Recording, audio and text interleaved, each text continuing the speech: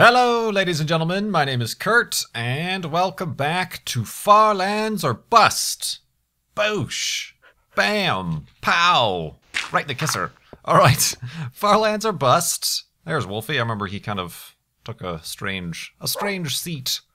Let's cover up the last episode's hidey hole. That way is east, this way is west. We are walking west. Let's grab Wolfie today. Friday, September 27th, 2013. We have two skeletons here. Sorry, I am trying to figure out what to do about this situation. But another situation for which I am not upset about is that it is episode... Take that! As well as that! Slightly burn as you leave the waters. Today is episode 299 of Farlands or Bust. That is fairly crazy. Actually, it's crazy. Let's just go ahead and say it's full-on crazy that we have been walking to the Farlands. Well, not walking to the Farlands. Oh gosh, I have over a stack of arrows. I do not need that. We've been playing in this Minecraft world, and this was my first YouTube Let's Play. I loaded up the world brand new on episode 1, and for the last 299 episodes I've been playing in this world in, well, we started in a little bit of an earlier version. What did we start in? Minecraft 1.3, I believe. But then, you know, a few updates happened, and we stopped updating. Ooh, look, this was an opportunistic tree. It just grew right in there. Well done, guy. Keep up the good work. And updated up until we're in beta 1.7.3 right now, and stopped there because beta 1.8 changed the terrain generation and removed the Farlands, and we didn't want it to be bust, so we didn't update, and we have not since. And now, like I've said, it's episode 299. Pretty crazy. Pretty crazy indeed. Before I continue talking about that, we are also raising money for Child's Play charity over at farlandsorbust.com. We are at $45,963.06. Almost up to $46,000, which would be 46% of our $100,000 goal this season. So I appreciate everybody who continues donating, who includes questions with their donations, gives me things to talk about, etc., indeed, whatnot, and etc. But yeah, 299 episodes. That means, somewhat serendipitously, next Monday will be our 300th episode, and it happens to be September 30th. The day of threes. 300th, September 30th. If you wanted to get me a nice 300th episode gift, you could get my channel to 300,000 subscribers. Pretty impossible. That one's impossible. I'm not expecting that. That would be kind of awesome, but not expecting that at all. I think we are a good 15,000 away, and the way things have been slowing down a little bit, admittedly, on the YouTubes, I don't even know if we would reach 300,000 within the month. So... not sure, but that would have been a great little twist of fate, wouldn't it have been? In another universe, perhaps. But, Wolfie? Yeah, there he is. We are getting a little bit lost. Oh, that was weird. That was very weird. Huh. I kind of, like, bounced on and off of that block. The floating point precision error is getting worse. But yeah, 300 episodes coming up. Don't have anything like super special planned. I'm not going to the Nether. Not doing anything else crazy. Not building a house or anything. I have an idea. Careful, wolf. You wolves just like running off of cliffs, do you not? It's in your blood. It is in your instincts to take fall damage. So yeah, look forward to that Monday. Not anything too crazy special. I have an idea of something that I can do. It's kind of pointless and silly, but might as well mark the occasion. Why not? So look forward to that. Like I said, Monday, episode 300 of Far Lands or Bust. Indeed. What else do we got going on? Oh, last episode I mentioned the launch of the Soyuz that was taking 3 more human beings to the International Space Station. I recorded that episode before it had happened, but then the episode published after it had happened, and indeed it launched safely and got into orbit and then docked with the International Space Station less than 6 hours later. That was the number I was looking for. I didn't quite have the statistics on me, but 6 hours, and it would normally take, or normally, they've done this the last couple times, but it, in the past, traditionally took, on the Soyuz, about 2 days to reach the International Space Station, just the way they launched. And you've seen, perhaps, Kerbal Space Program, how sometimes you're in a little bit of a lower orbit, so you gotta have to catch up to your target, your rendezvous target, and then you raise the orbit to match, and park next to it, and then dock.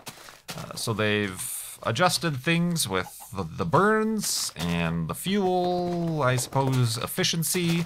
I don't know if it's less efficient fuel-wise to dock within 6 hours as opposed to the 2 days. I don't know what exactly they precisely changed, but I'm sure that's a welcome change for the astronauts, not being stuck in a little phone booth that is the Soyuz capsule for 2 days instead of, just the 6 hours. So that's, I'm sure, a welcome little break from that. So that was very cool. I watched that. Some of you also watched that. I was retweeting the live streams on the Twitters. And kind of a cool thing if you want to... It's kind of a single serve website, but howmanypeopleareinspacerightnow.com. Go to that website, all lowercase, all one word, how many people are in space right now, and it will give you a number. And the number has gone from 3 to 6. So now there are, 6 people in space right now, and that updates pretty well live. So in November, when the other 3 astronauts who are already up on the International Space Station come back home and land, that number will go back down to 3. It also counts if the Chinese sometimes they have a very tiny space station they've sent astronauts up to twice, and there have been occasions where there have been 9 people in space at a time. I believe the most people in space ever was when there were 6 people on the International Space Station, a 7-person space shuttle mission went up to the International Space Station, so that was 11 people. Right? I'm doing math right? No, I'm doing math wrong. That is 12 people. 13 people. 13 people! Math! I can do it in my head sometimes. So there were 13 people, but then, I believe at the same time, China had one of their first manned space flights, and I believe there were 2 people on board, so I think it was like the most humans in space simultaneously was 15. I think. These are other things I should have fact-checked beforehand, but I think the record was on 15, which is not a lot to be happening. It's we are certainly not yet a space-faring people's species, if you will. Ooh. Interesting. Still a long ways to go until, we can say upwards of that number even again, since obviously we don't have space shuttles anymore. We don't have 7-person crews going up into space. I believe the SpaceX Dragon capsule is planned to have 5 or 6 seats. That keeps changing depending on requirements and whatnot. They haven't got that totally figured out. But yeah, the most we have now, as far as Soyuz is concerned, and the Chinese capsule is based on the Soyuz technology, is 3 going up or coming down at a time. Quite a ways to go. Quite a ways to go indeed. So, speaking of quite a ways to go, Far Lands or Bust. Whoa, hi. How are you? You're excited. Are you not? Yes. Let's see, we're in a snow biome here. We're going to make the elevated hidey hole for the first night. The first of 2 nights. Enjoying the sunset, Wolfie? Let's do that here. Boop, beep, bop. Woof. Elevated hidey hole, and then I suppose I will get to some questions when we wake up and continue with the episode. Boop. And it might be dark enough. Might need 1 more light level. There we go. Let's go to sleep.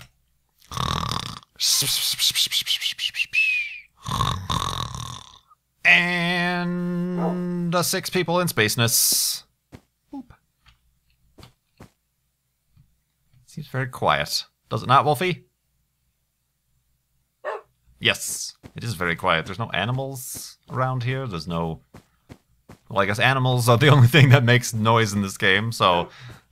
except for rain. And it doesn't rain here in Farlands or Bust that frequently because, for those of you who don't know, it still works this way in the current game.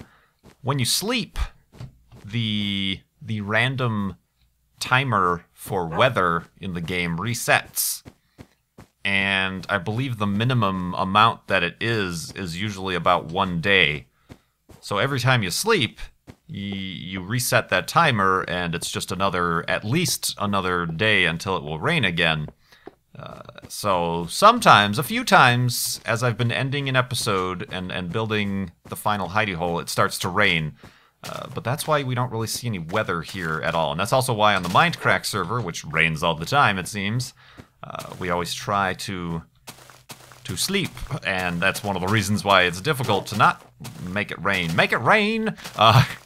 Because if there's many people on and some people are doing this or that or not available or AFK, you can't sleep, so therefore you can't reset the weather timer. So a little bit of Minecraft fact for you right there. But yeah, that's why it doesn't really ever rain here in Farlands or Bust, which I'm fine with. I'm quite fine with that indeed. How much coal do I got? A whole stack. Whole stack of coal. You know what? I could take some of these excess sticks. And now I have a stack of torches and still some excess sticks. Productive. So yeah, let's start answering some questions here, why don't we? From donors at farlandsbust.com, leaving questions, giving me things to talk about, which is much appreciated because I don't want to run out of things to talk about. 300 episodes, we have this many and then some to get through before anything happens. we are nowhere near the Farlands, but from Meech, their donation asked, are there any small, pointless battles that you fight? Or maybe things that you boycott? Well, I suppose it's a little bit of a misnomer. Is that the word I'm looking for? Misnomer? If I have a battle or thing that I boycott or a cause, then I obviously personally don't think it's small and pointless. So that's kind of hard for me to see from the outside. But I suppose deals that I make bigger deals than other people make them to be. And I suppose most relevant to the YouTubes and what you guys see is definitely the whole content ID thing. You may have noticed if you're subscribed to me that I have in the past, but more recently it's happened quite frequently. I've taken down and re-uploaded old episodes of videos that I've had uploaded due to Content ID, and the reason I'll do that is because they're legitimate, so I'll say that much. Okay, they're legitimate claims. They might not be sensical, like this latest one, for example. With Dirt 3, I believe it was, there was, and this is the reason also why I mute all the music as much as I can in the driving games or any games, because I never know. It's not the video game producers who are claiming the videos. It's it's Sony, it's Universal, it's, whoever owns the big music studio owns this song that just happens to be properly licensed for the game, but not properly licensed for myself to use on YouTube. The music studios come after me for that, or anybody. And with Dirt 3, there was literally 8 seconds. It was 8 seconds, I measured it, of a loading screen that had some pop, rock, popular music in the background, as they do, that the Content ID automated system compared the WAV files and haha, match! So then, I don't remember who it was, Sony, BMG, UMG, something, gets to claim the entire video and claim all the monetization from it from that point forward and whatnot. And the only reason I dispute Content IDs is because there are many fraudulent ones, which is the problem I'm dealing with lately. I'll spare you that sob story. It's not really a sob story, it's a thing that I shake my fist thusly. So there are not legitimate ones. People claiming game footage or music or audio as their own, even though they have no rights to it. Those are what I would say could be interpreted as fraudulent claims. This was a legitimate claim within the YouTube system, probably not within those of us sane people who realize, okay, there's 8 seconds of a song, really dim, in the background of this video game that he's playing. Careful, Wolfie, what was that about? Obviously, it's not the main feature of the video. People are not coming to this video to listen to this 8 seconds of music. They're not losing any revenue of album sales or digital downloads based on this 8 seconds of video in the background. So a sane person outside of the YouTube Content ID system would say, what the heck? But within the system that we have to work in, that is a legitimate claim. So I take down the old video and I will either mute or cut. I just cut out the 8-second loading screen in this video and then re-upload, because I started just in the past being like, okay, I'll take down the video, and I take down the video and don't even think about it, especially with a series like Driver San Francisco or Dirt 3 is a year-old series or so. Oh well, who cares? Video goes down. Nobody's really... I get maybe 3 or 4 views a day at most on these videos. But then there are inconsistencies in the playlist, and then I start getting people saying, oh, I was watching a playlist of your Driver, and this episode's missing. What happens with the story here? So that's why I work my best to re-edit and upload the recut. Where did that one zombie go? Hey guy, hey guy, hey guy. All right, I'm just gonna leave. I think that might be a spawner, but then again, might just be a dark spot. A blemish on your record. No. So that's kind of, I go in above and beyond. Some people, I suppose the majority of YouTubers probably just accept the Content IDs and say, okay, this is an old video. I'll let them claim it. I'm not personally losing any money, but from now on, anybody who views this video is not supporting me. They're supporting Sony or BMG or whoever, whatever.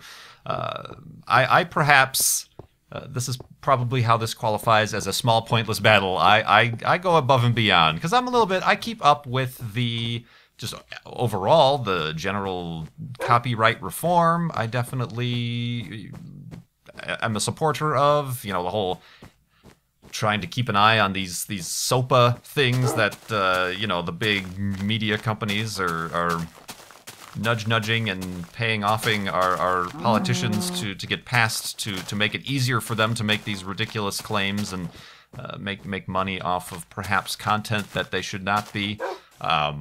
Net neutrality is a thing. I like supporting the EFF, the Electronic Frontier Foundation, and other such non-for-profit kind of advocates of these sort of things. So it's a little bit along those lines. Sure, probably a small and pointless battle. I do have bigger battles, like I said, with people claiming content that is not theirs. It's been a problem. If you, just as a tip, I won't get too in-depth with this, but as a tip, if you have used Kevin MacLeod music in Comtech.com, who supplies Creative Commons fully legal and licensed to use with attribution music. You hear that a lot. It's the UHC theme that we use. Any other music I've mostly I've all used Kevin MacLeod, the theme I use for Kerbal Space Program, all that stuff. If you've ever used any of his music, make sure to check your claims, your copyright claims in your video manager, because there are companies, and I cannot count them on one hand anymore, who are going around claiming his music as their own and claiming videos, and it's a problem he has noticed, and he has had to write up a whole special page. I'll try to remember, fingers crossed, remember to link the thing he wrote up about when your video with his music gets claimed, and it's not, you know, he doesn't claim his songs, he allows us to use it. You know, what to do, and the process to go through, and I'm kind of stuck with a certain organization that is very adamant about fraudulently claiming this music, so I'm dealing with that. I will not overbear you with that, but we're working that out. So yeah, I suppose in the grand scheme of things, obviously Child's Play charity is very important to me. It's kind of a niche, you know, charity to get behind. But for gamers, it's a big deal. So there's that. Space exploration, I like supporting the broadening of space exploration and getting that sort of thing in the public spotlight and stuff. So many little things. It's good to have causes and passions. So let's go to sleep. I am passionate about resting.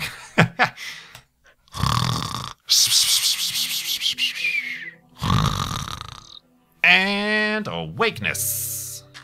Woof. Woof indeed. Wolfie, you found yourself down there, now you can't get back up. That's alright, because I'm heading in your direction. So yeah, I really can't think of too many other ones that I could think of. Let's go with that. That's the most relevant to the YouTubes and what you guys see me do on a daily basis. Indeed. Let's see here. From an anonymous donor. Lots of people don't like eating alone. I eat in restaurants and whatnot. When I'm eating alone at home... Ooh, this is kind of a strange little mix-up of islands here. I can't. I just want to get up on the land. No. Alright, nuts to this. Around the island, I say. Don't like eating alone, blah, blah, blah. When I'm eating alone, I'm always reading, watching TV, or something, and I can't really be bothered to fix something nice. What do you do? I'm sorry, that question doesn't make sense. When you're eating alone at home, you're doing something and can't be bothered to fix something nice. But you're already eating. I'm confused about the timeline of this question. I don't know if the question is what do I do whilst I'm eating alone, or what do I make that is nice or not nice. Well, I'll go with the first interpretation of the question. Yeah, I'm trying not to as much, but I've been known to bring my food in front of the computer here and watch YouTube videos while I'm eating, or edit my own videos while I'm eating. Trying to do less of that. I have a table in the kitchen to do that. I have a little laptop that sometimes I'll set up out there and browse. It's kind of like, at least in the morning with breakfast, I go through my Feedly app, my blogs and RSS feeds. I mean, I could liken it to the similarities of sitting down with the morning paper as they did in days of old. It's like a decade ago. I don't subscribe to any papers or paper deliveries or anything like that. So yeah, I can see that's kind of like my morning paper or something like that. So yeah, I don't really have any problem really with eating alone. I wouldn't go to a restaurant alone. That's just silly. No, I mean, I have in the past if I'm, say, traveling. I mean, I obviously went at PAX. I did, since a lot of the other guys had later nights than I did, and woke up a bunch later and just skipped right to lunch. I had breakfast on my own pretty much every day in Seattle. That's fine. That seems perfectly normal. It was a nice restaurant attached to my hotel that had a gluten-free offerings. They were gluten-free aware, which was nice. It was really good breakfasts. I enjoyed those breakfasts. To be honest, probably the best meals I had were those breakfasts. Some really cool scramblers and whatnot. They had good non-Starbucks coffee. So yeah, I suppose I never think about it. It's a normal thing, I suppose. You have to eat. You have to sustain your electrolytes, I suppose, and your general functioning of your body. So I eat however I see fit. See fit. Sounds like one word, but it's not. Let's keep going down here. The list from Axis One, our official Farlands or Bust texture pack maker. Right, Wolfie? Due to him, you have 3D glasses. You've had 3D glasses for the past 100+ episodes. Axis One, there's a link in the video description, and that is why my sword is a diamond sword, but it is bright blue. It is not enchanted. It is a texture pack, and that's also what the little... Of course, I'm not going to be able to find any. The little red patches around water is clay, retextured clay. I'm not sure why. I think I probably mentioned how I think clay, the default way, is a little weird and stuff like that. But yeah, that's Axis One. Very much appreciated. Another donation from you, and a question. I'm on my way to become a teacher. Woo! Woo! Congratulations. But I wanted to know the following. What is your opinion on the profession teacher? How are your teachers? How would you recommend moving to the US to attend such profession? I have no experience or knowledge about what it takes to become a teacher, teacher accreditation, teacher, schools to become a teacher. So I am not the guy you want to ask whether or not coming to the US is the thing to do or not. I suppose that's a decision you'll need to research and think of on your own. So sorry, I can't really answer that. Let's see. What is your opinion on the profession teacher? I think it's a very necessary, obviously, profession, and there is a lot writing on it. I suppose with a caveat that I didn't have very many bad teachers, but just teachers. And of course, there's huge problems, not only with the United States education system, but around the world. It's a huge point of discussion and issue throughout the world, is how to educate the next generations and what to educate them with and how to make sure they're educated and blah, blah, blah, blah.